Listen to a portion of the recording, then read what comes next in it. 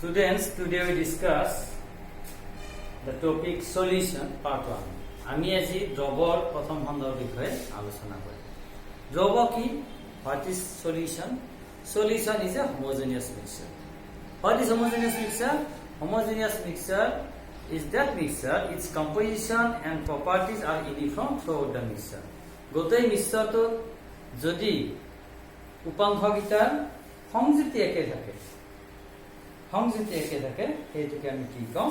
সমহত্ত মিশ্ৰ বুলি কম। দৰাচলতে দ্ৰৱ হল এবিধ সমহত্ত মিশ্ৰ। এতিয়া দ্ৰৱ বুলি কওঁতে দ্ৰৱ দুই ধৰণৰ বস্তু থাকে, এটা হল দ্ৰাৱ সলিড আৰু এটা হল সলভেন্ট। দ্ৰাৱ আৰু দ্ৰাৱক লগ লাগি দ্ৰৱৰ সৃষ্টি হয়। Solid plus solvent gives solution. So what is solvent?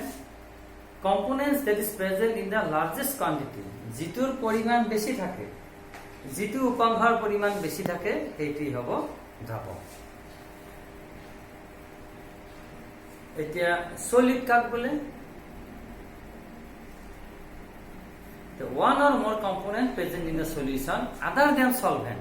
এতিয়া সলিউশনত কি থাকিল? এটা থাকিল দ্ৰাৱক অৰ্থাৎ সলভেন্ট আৰু এটা থাকিল দ্ৰাৱক। এতিয়া দ্ৰাৱকৰ বাহিৰে দ্ৰৱত যিটো উপাংশ থাকিল সেইটোকে আমি কি কম? সলিড বুলি কম। That is one or more component present in the solution other than the solvent is called solution. So we consider here the binary solution. Binary solution মানে দ্বি উপাংশযুক্ত দ্ৰৱ। দ্বি উপাংশযুক্ত দ্ৰৱ কি? ইয়াত দুটা উপাংশ থাকে। উপাংশ দুটাৰ এটা দ্ৰৱ আৰু এটা দ্ৰাৱক। ইয়াত উপাংশ দুটাৰ কি থাকিব? এটা গেছীয় হ'ব পাৰে, এটা জলীয় হ'ব পাৰে, এটা জলীয় হ'ব পাৰে, এটা গেছীয় হ'ব পাৰে, এটা কঠিন হ'ব পাৰে, এটা গেছ হ'ব পাৰে, এটা কঠিন হ'ব পাৰে, এটা লিকুইড হ'ব পাৰে বা জলীয় হ'ব পাৰে। আমি বাইনাৰী সলিউশনৰ বিষয়ে আলোচনা কৰিম। দ্বি উপাংশযুক্ত দ্ৰৱ দুটা উপাংশ আছে। সো আমি এতিয়া চাম দ্ৰৱৰ প্ৰকাৰ। আমি সচৰাচৰ দ্ৰৱ বুলি ক'লে আমি কি বুজো? যে পানীত আমি চেনিত মিহলি কৰিলো, পানীত নিমখ মিহলি কৰিলো, এইবিলাকে আমি দ্ৰৱ বুলি আমাৰ এটা সাধাৰণ কনচেপ্ট আছে। আচলতে দ্ৰৱ বাইনাৰী মিশ্ৰ মানে তিনি ধৰণৰ আমি দ্ৰৱ পাওঁ। এটা হল গেছীয় দ্ৰৱ, গেছিয়াছ সলিউশন, আনটো হল লিকুইড সলিউশন, লিকুইড দ্ৰৱ বা জলীয় দ্ৰৱ, আৰু এটা হল সলিড সলিউশন, কঠিন দ্ৰৱ বা গোটা দ্ৰৱ। এতিয়া গেছিয়াছ সলিউশনৰ ক্ষেত্ৰত আমি চাম। গেছিয়াছ সলিউশনত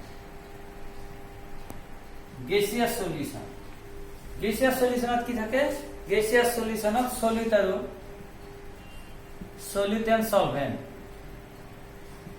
এইটো দ্ৰাৱ আৰু এটা দ্ৰাৱক।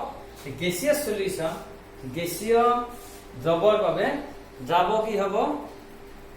দ্ৰাৱ হব গেছ, লিকুইড, সলিড। আৰু ইয়াত দ্ৰাৱকেইটা হব গোটেইকেইটা গেছ। মানে দ্ৰাৱকত আমি দ্ৰাৱ দ্ৰৱীভূত কৰিছো, গেছত গেছ দ্ৰৱীভূত কৰিছো, গেছত লিকুইড দ্ৰৱীভূত কৰিছো, গেছত সলিড দ্ৰৱীভূত কৰিছো। গতিকে এই তিনি ধৰণৰ সলিউশন এইকেইটা হল। যদি আমি গেছত দ্ৰৱীভূত কৰো, তাৰ আমি জেনেৰেল এক্সাম্পল অক্সিজেন এণ্ড নাইট্ৰজেনৰ মিক্সচাৰ। আমি যদি লিকুইড গেছত দ্ৰৱীভূত কৰো, তেতিয়া আমি নাইট্ৰজেন গেছ মিশ্ৰিত ক্লৰোফৰ্ম, আমি যদি নাইট্ৰজেন গেছত ক্লৰোফৰ্ম ডিজলভ কৰো, দ্ৰৱীভূত কৰো।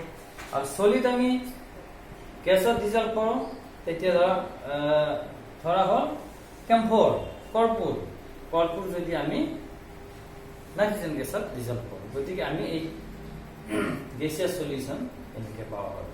তাৰপিছত আহিল লিকুইড সলিউশন। লিকুইড সলিউশন কি? জলীয় দ্ৰৱ, লিকুইড সলিউশন। জলীয় দ্ৰৱ কি? ইয়াতো দ্ৰৱ মানে দ্ৰাৱক আৰু দ্ৰাৱকৰ যুক্ত। দ্ৰাৱ আৰু দ্ৰাৱক লগ লাগি দ্ৰৱৰ সৃষ্টি হয়। ইয়াত লিকুইড সলিউশন অৰ্থাৎ তৰল দ্ৰৱৰ ক্ষেত্ৰত আমি কি কৰিম? ইয়াত এইকেইটাকে থাকিব দ্ৰাৱক কি হ'ব ইয়াত দ্ৰাৱক হ'ব লিকুইড লিকুইড লিকুইড লিকুইড তাৰ মানে দ্ৰাৱটো গেছ লিকুইডত আমি গেছ ডিজলভ কৰিম তৰলত আমি গেছ দ্ৰৱীভূত কৰিম তৰলত আমি তৰল দ্ৰৱীভূত কৰিম তৰলত আমি সলিড দ্ৰৱীভূত এইটো সাধাৰণ এক্সাম্পল সবে জানে পানী যদি চেনি ডিজলভ কৰোঁ এইটো এটা এক্সাম্পল লিকুইড সলিউশন সো ইয়াৰ এক্সাম্পল কেনেকুৱা যে গ্যাস ডিজলভ ইন লিকুইড যদি আমি অক্সিজেন গ্যাস ডিজলভ কৰোঁ পানীত লিকুইড ইন লিকুইড যদি আমি ইথানল পানী দ্ৰৱীভূত কৰোঁ solid in liquid if glucose or sugar dissolved in liquid water. So next one is solid solution. Solid solution. What is solid solution? Here the solvents are solid. Here the solvents are solid. ইয়াত দ্ৰাৱকটো কি হ'ব গোটা অৱস্থাত থাকে solid গ্যাসটো আমি যেতিয়া সলিডত dissolved কৰিম gas যেতিয়া আমি কঠিন পদাৰ্থত দ্ৰৱীভূত কৰিম লিকুইড যেতিয়া কঠিন পদাৰ্থত দ্ৰৱীভূত কৰিম কঠিন পদাৰ্থ যেতিয়া কঠিন পদাৰ্থত দ্ৰৱীভূত কৰিম এতিয়া ইয়াৰ এক্সাম্পল হ'ল যে গ্যাস যদি কঠিনত দ্ৰৱীভূত কৰোঁ যে পেলাডিয়ামত যদি আমি হাইড্ৰোজেন গ্যাস ডিজলভ কৰোঁ sodium and mercury sodium amalgam or mercury amalgam ami sodium amalgam janu next ami je gold of copper dissolve koro that means gold is solid copper also solid how can we mix we melt it and then mix it makes a solution and then it makes an alloy next we discuss the terms in which concentration of solution express কি কি এককৰ সহায়ত আমি দ্ৰৱৰ গাঢ়তা প্ৰকাশ কৰিব পাৰোঁ দ্ৰৱৰ গাঢ়তা বুলি ক'লে দ্ৰৱৰ আচলতে পৰিমাণগত বা কোৱান্টিটেটিভ আৰু কোৱালিটেটিভ গুণগত এই দুটা আছে গুণগত যদি আমি সংযুতি পৰিমাণগত গুণগত নহয় কোৱান্টিটেটিভ আমি যদি কোৱান্টিটেটিভলি আমি ডেসক্ৰাইব কৰিব পাৰোঁ সলিউশন এটা কৰিব যাওঁ সলিউশন এটাৰ কনসেন্ট্ৰেচন গাঢ়তা যদি দ্ৰৱ এটাৰ আমি কি কৰোঁ গুণগত আমি যদি দ্ৰৱৰ গাঢ়তা প্ৰকাশ কৰিবলৈ যাওঁ তেতিয়া আমি তলত দিয়া পদ্ধতিবোৰ আলোচনা কৰিম তলত দিয়া এককবোৰ আলোচনা কৰিম পদ্ধতি নহয় এককবোৰ এতিয়া কি কি এককৰ সহায়ত দ্ৰৱৰ গাঢ়তা নিৰ্ণয় কৰা হয় তাৰে ৬-৭টা মান আছে মই এটা এটাকে ডিসকাস কৰিম so we can describe the concentration of the solution আমি সলিউশন এটাৰ কনসেন্ট্ৰেচন ডেসক্ৰাইব কৰিব পাৰোঁ quantitatively by the following ways by the following terms কি term কি আমি শব্দ ইউজ কৰিম কি পদ্ধতি ইউজ কৰিম number 1 hall mass পাৰসেন্ট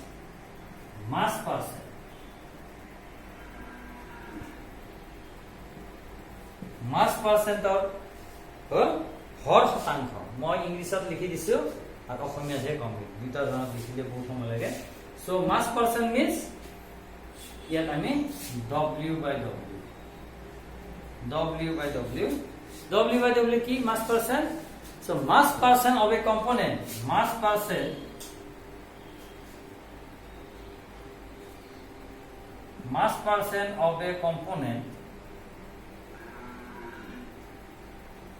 equal to how can I express it mass of the component in the solution mass of the component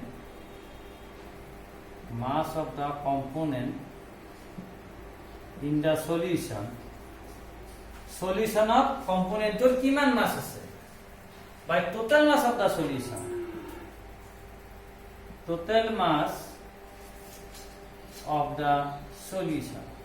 into 100 so then we express it as weight by weight if a solution is described by 10% glucose আমি যদি এটা 10% solution 10% glucose solution বুলি কওঁ what is 10% glucose solution 10% glucose solution in water means that by mass,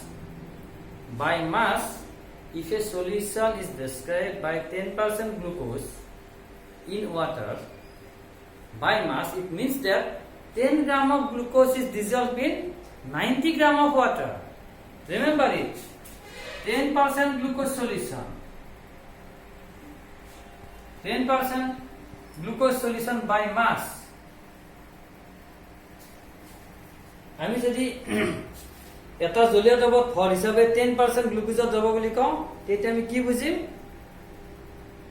যে 100 গ্ৰাম দ্ৰৱত কি থাকিব 10 gram glucose and 90 gram water. That means দুইটা লগ লগাই গ্লুকোজ আৰু পানী লগ লগাই water লগ লগাই total volume হ'ব 100 গ্ৰাম. So this is mass percent. Next we discuss volume percent. Volume percent.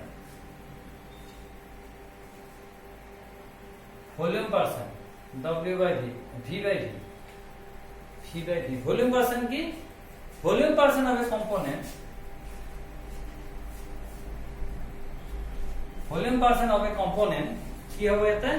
Volume of the component. Volume of the mass is it easy. Just volume mass of height we replace the word by volume.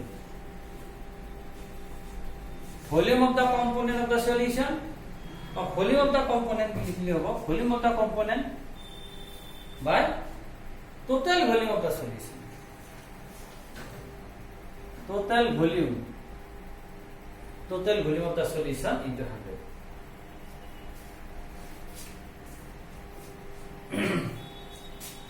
এতিয়া যদি আমি পানীত 10% ethanol দ্ৰৱ বুলি আমি কওঁ, পানীত 10% ethanol দ্ৰৱ মানে যদি কওঁ 10 ml ইথানল পানীত দ্ৰৱীভূত হৈ আছে, 10 ml ইথানল পানীত দ্ৰৱীভূত হৈ আছে আৰু দ্ৰৱটোৰ মুঠ ভলিউম আয়তন হ'ল 100 ml. একে কথা আগৰটোৰ দৰে, আগৰটোত আছিল গ্ৰাম আৰু ইয়াত হ'ল ml. That means milliliter. So take 10% of glucose solution, then 10% of glucose solution in ethanol means 10 gram of ethanol, 10 ml, this is 10 ml and 90 ml. 10 ml of water mix with 90 ml of 10 ml of ethanol combined with 90 ml of water for 100 ml of solution. Okay, next we go third one, mass by volume. Third one is mass by volume percent.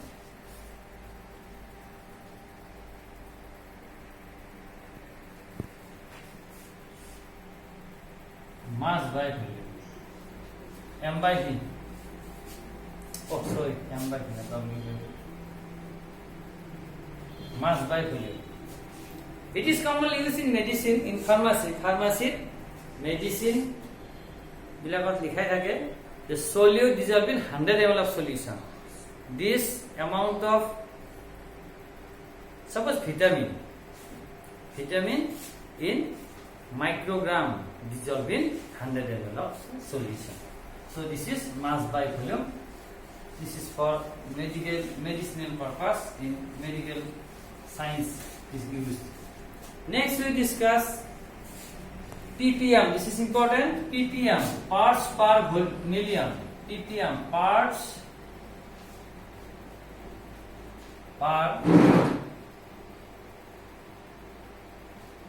per million. ppm. Actually eto ki kora hoy, eto অসমীয়াত কোৱা হ'ব নিযুতাংশ. ppm মানে নিযুতাংশ. যেতিয়া দ্ৰব্য এটা দ্ৰৱৰ অতি কম পৰিমাণে দ্ৰৱীভূত হৈ থাকে, আমি এইবিলাক চাওঁ পানীত প্ৰদূষকৰ মাত্ৰা, পানীত প্ৰদূষকৰ পৰিমাণ, বায়ুমণ্ডলত বায়ুত থকা প্ৰদূষণৰ পৰিমাণ, এইবিলাক খুব সৰু ট্ৰেছ এমাউণ্ট, অতি ক্ষুদ্ৰ এমাউণ্ট যদি থাকে তেতিয়া আমি এইটো ইউনিট ব্যৱহাৰ কৰোঁ, parts per million. So if solute present in trace quantities, then ppm unit is used. তেতিয়া আমি ppm unit use কৰোঁ. So what is ppm? parts per million. Parts per million equal to কি হবে? Number of parts of the components. Number of parts of the components.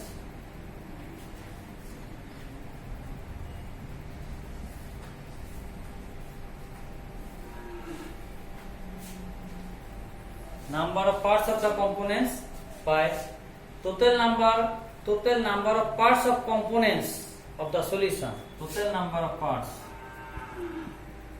Total number of parts. Total number of parts of all components of the solution. Of all components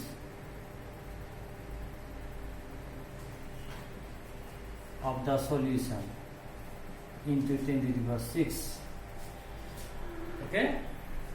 So concentration of pollutant in water. Water থকা pollutant concentration বা বায়ুমণ্ডলত থকা প্ৰদূষকৰ মাত্ৰা যদি আমি জুখিব লাগে তেতিয়াহ'লে আমি ppm অৰ্থাৎ parts per million শব্দটো ইউজ কৰিম। ইয়াত অসমীয়াত হ'ব number of parts of the component, উপাংশ এটাৰ অংশৰ ওপৰত। How many parts of the component is there? উপাংশ এটা অংশৰ সংখ্যা, পাৰ্টছ নাম্বাৰ অফ পাৰ্টছ অংশৰ সংখ্যা, জগত থকা আটাইবোৰ উপাংশৰ মুঠ সংখ্যা। জগত থকা আটাইবোৰ উপাংশৰ মুঠ সংখ্যা। So next class in the second class we have discussed one more important, this is mole fraction, mole bhagnank. Next class means solution part 2, mole fraction, molarity, molality. Molarity is m, molality is m. So mole fraction, molarity and molality, other three units are there to express the concentration of the solution. Other three terms are there. আমি এই তিনিটা মোল ভগ্নাংশ, অসমীয়াটো মোলাৰিটি, ইংলিছতো মোলাৰিটি, অসমীয়াটো মোলেলিটি, ইংলিছতো মোলেলিটি, এই তিনিটা আমি দ্বিতীয় খণ্ডত আমি আলোচনা কৰিম। So thank you for today.